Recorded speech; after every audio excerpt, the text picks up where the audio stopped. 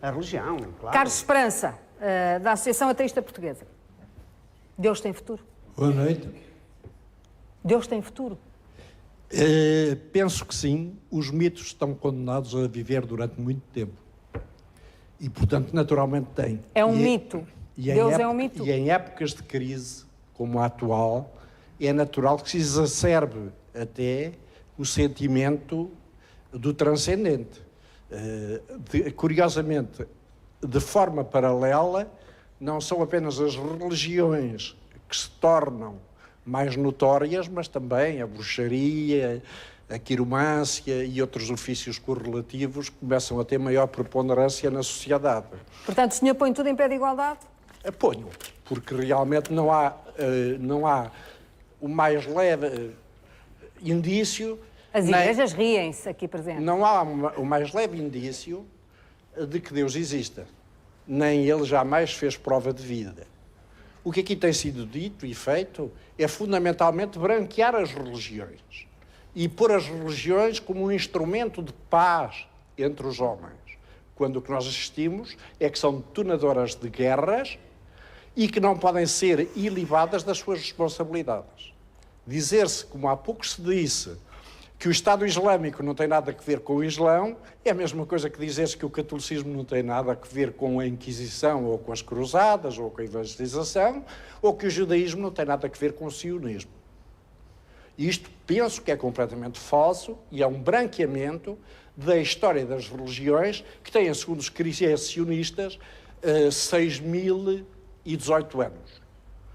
Segundo um célebre bispo católico do século XVI, Deus criou o mundo há 4.004 anos antes da Era Vulgar, num sábado, às 6 horas da tarde. Não sei em que ponto do globo ele estava para saber a hora.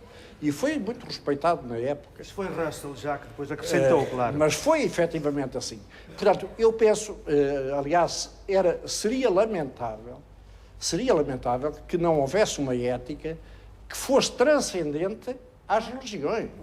Porque para si as religiões são a fonte de muitos males. Para mim as religiões são a fonte de muitos males. E a existência de Deus, para si, é um mito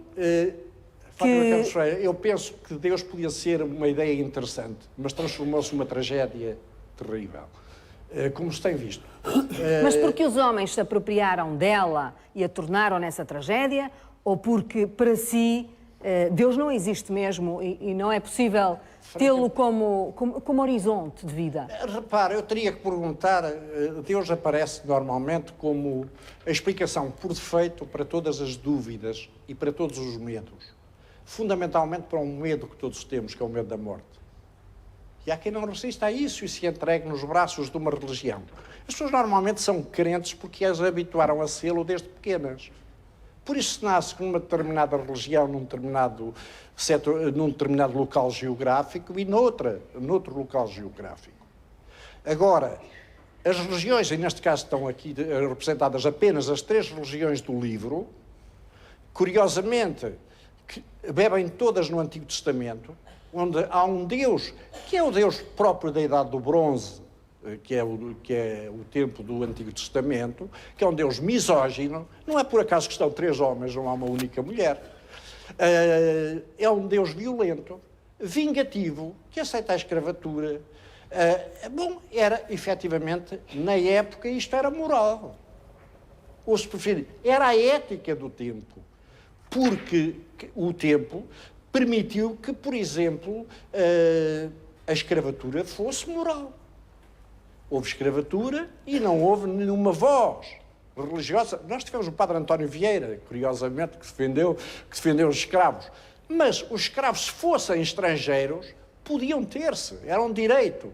Como era um direito se tomarem como escravos os vencidos das guerras. O historiador lhe dirá que é fundamental o cristianismo.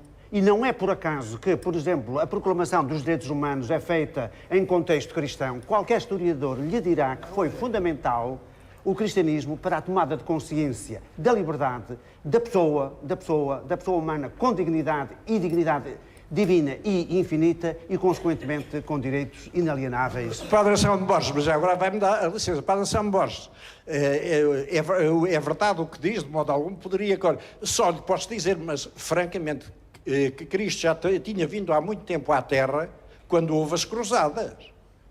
Já tinha vindo há muito tempo à Terra quando houve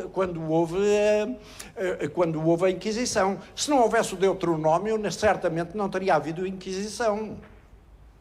O Levítico não é um manual de maus costumes. É um fascículo terrorista. Mas quem diz o Levítico, diz-lhe o Deuteronômio, diz-lhe o Números, o Pentateuco, no infinito de contas. O senhor não consegue dizer pior, apontar de forma tão aberta e franca os erros das religiões, incluindo da Igreja Católica, como eu. Portanto, nesse sentido, eu estou completamente à vontade. Sei sim.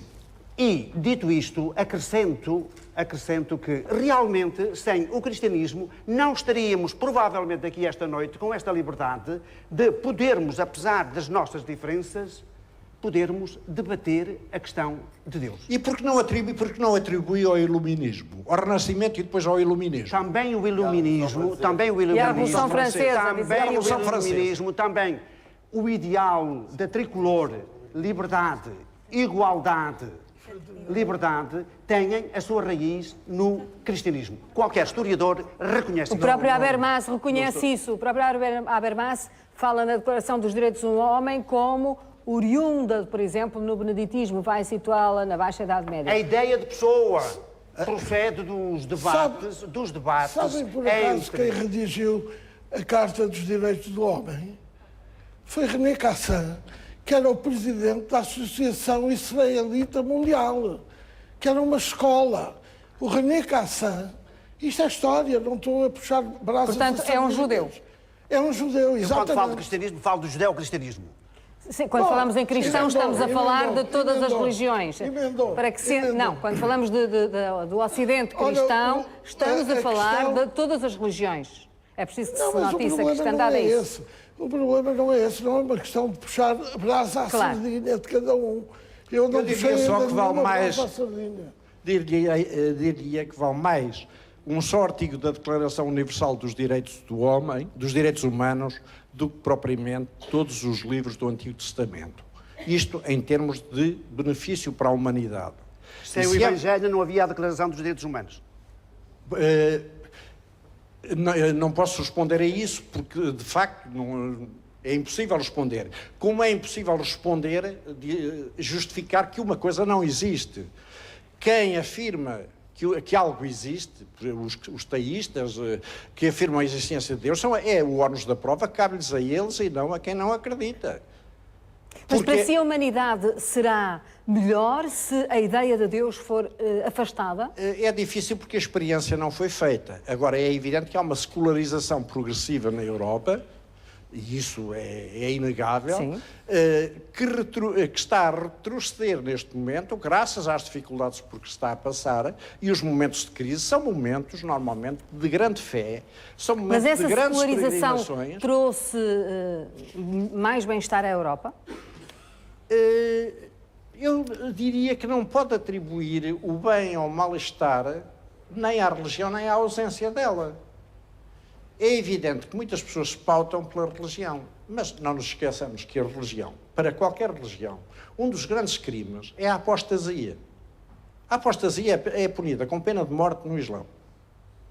A apostasia foi no cristianismo um crime que naturalmente dava direito... Defina o que entende por apostasia, para quem está a ouvir. A apostasia é o abandono de uma religião.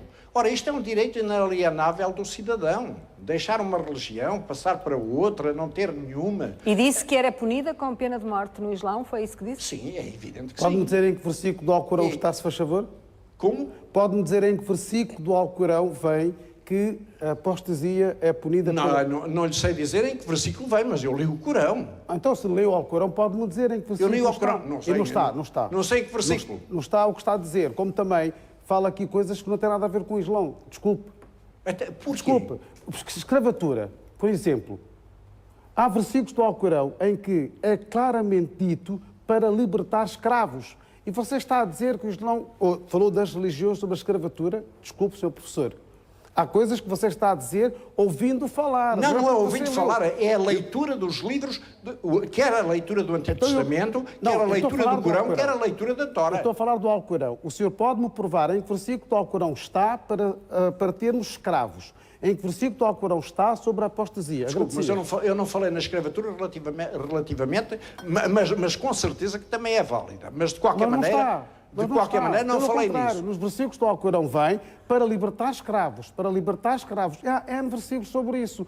Por isso, agradecia, com toda simplicidade, lê-se, não vendo as ações dos muçulmanos, por favor, lê-se o Islão e que percebesse melhor o Islão. Se tivesse dúvida, perguntasse às pessoas. Deixe-me fazer-lhe uma pergunta muito honesta. Diga. Porque é que os países onde o Islão é dominante não deixam construir uma igreja católica, um templo de outra religião, um pagode ou uma mesquita? O único país que o senhor está a dizer, provavelmente... Desculpe. A Indonésia tem... O pagode é a sinagoga. A Indonésia... Não, o pagode chinês, ou uma sinagoga, A Indonésia, que é o maior país islâmico, tem igrejas. Sabia disso? Sabia. O Paquistão tem igrejas. Vá aos países árabes, há igrejas. Portanto, provavelmente... Diga-me que países árabes é que têm igrejas? Diga-me que não há. Olha, Arábia Saudita. É o único país em que a Constituição Saudita é que proíbe, não é o Islão. Porque se o Islão proibisse a construção da igreja, se o Islão proibisse a construção do local de culto das outras crenças, nenhum país islâmico iria ter. O Irão tem alguma catedral católica? Eu estou a dizer o que o Islão diz. Eu não estou a dizer o que os países islâmicos fazem. Nós estamos aqui a debater a religião. Mas eu não combato os crentes. Eu combato as crenças na medida em que são potencialmente perigosas. Não estamos a falar daquilo que alguns países têm. Não, o senhor está a misturar as coisas. O que eu estou a dizer é que, de acordo com o Islão, é ou não é permitido um não muçulmano viver num país islâmico? É permitido. Portanto, se é permitido ou não, de acordo com o Islão, ele ter o seu lugar de culto. É permitido. É isto que nós estamos a debater. Eu faço outra acusação. O caráter misógino do Islão, que é o mais implacável dos monoteísmos, existe ou não? Em que aspecto? Eu explico o que é o misógino. É, de facto, considerar a mulher um ser inferior. No Islão, considera a mulher igual ao homem. No tribunal tem exatamente o mesmo valor um testemunho de uma mulher ou de um homem. Não, exatamente. Só que... Mas isso não é exato. Não, infelizmente, vocês leem o texto e não o contexto. Este é que é o mal das pessoas de deturparem o Islão. Eu lamento imenso a sua expressão. Porque que a adúltera é apedrejada? É outra falsa coisa que você está a dizer. Com todo respeito, a sério, com todo respeito e com toda a humildade, eu gostaria que lesse mais sobre o Islão, por favor. Eu agradecia, por favor. Aliás, lesse mais sobre o Islão e depois falasse eu devo dizer, mais Portanto, o que o Sheikh Munir defende é que há uma prática das constituições políticas que não respeita o livro, que não respeita o Corão. Há uma parte das pessoas que, infelizmente, não respeitam. Não é só uma parte das pessoas, são as constituições políticas dos Estados. Fátima, há uma coisa que nós temos que ver. Nós temos que ver uma coisa que o livro é universal, é para todas as pessoas. Infelizmente, há pessoas que deturpam na explicação de alguns versículos. Mas mesmo quando, por exemplo, são Estados religiosos, como é o caso do Irão e outros, o senhor defende que essas constituições políticas desses Estados religiosos, eu não sei se lhe posso chamar políticas, porque são político-religiosas, não defendem, não são consentâneas com o livro. Há coisas que nós vimos nesses países islâmicos que não têm nada a ver com o Islão, por favor. Não tem a ver, mas eles dizem que fazemos isso porque é a nossa cultura, é a nossa forma de estar, é assim que nós somos. Mas a própria Constituição em total, por isso é que eu estou-lhe a pedir, se lesse o Alcorão... Mas eu li. Meu caro, você não leu. Desculpe lá, você não leu. Isso aí é a mesma coisa que dizer... Olha aqui os judeus a defenderem o Islã. Não leu, Fátima. O Joshua Goulart está a defender. Não estou a defender o Islã. Respeito, porque se tivesse eu lido... estou contra isto, que é uma coisa diferente. Porque... É professor, não é? Sim, pode ser. Vai ser. Se não é, passa a ser. Está a fazer um raciocínio completamente incrível neste sentido. O senhor disse que as religiões são a causa das piores coisas deste mundo. temos que ler o Deuteronômio, o Levítico e não sei o quê, não sei o quê. Pentateuco. Que nunca leu, com certeza. Também estou com o Sheik Munir. Nunca leu. Nunca leu. Porque se tivesse lido, percebia que aquilo não é um livro de moral, nem um livro de Deus. É a palavra de Deus por um instrumento vocal que ele não tinha. Sabe o que é que quer dizer Torá? Sabe?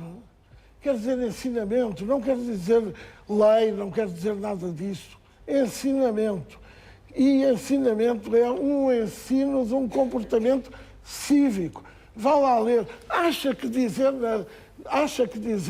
na Torá que os homens, quando vão acampar, têm que fazer uma latrina a não sei quantos metros do sítio onde estão? Acha que é isso que Deus mandou? Que isto é Deus? Fazer uma latrina ou que constrói uma casa que tem que ter janelas? Acha? Eu não acho. Mas é que lá está. Tenho muita pena, mas não Pedro Cabrito, deixa-me passar aqui. Eu peço desculpa. E acho mais. Acho que o senhor é ateu, tal e qual como eu sou religioso. Pois. Por revelação. A mim foi revelado a existência de Deus. E assim foi-lhe revelado a Não, nada de confusões. Nós, na Associação Ateísta Portuguesa, em nome da qual agradeço a minha presença aqui, o convite para estar aqui, aconselhamos a leitura do Antigo Testamento, efetivamente, a quem queira ser ateu, porque realmente é uma forma de ser mais solidamente ateu, é ler o Antigo Testamento. Ou seja, é tão mal que fica ateu. Exato. Parece-me que nesta